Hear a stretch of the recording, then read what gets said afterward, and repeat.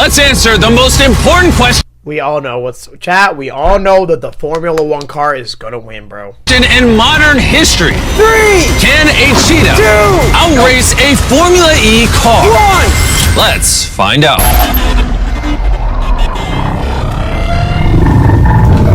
Go! That was so fast. Yep.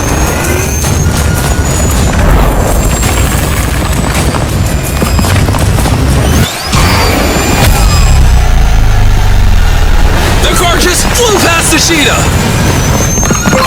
Oh my god! Although Millie didn't win, it is crazy to me that a cheetah can hold its own against the same car used in the Formula E World I wouldn't exactly say it could hold its own.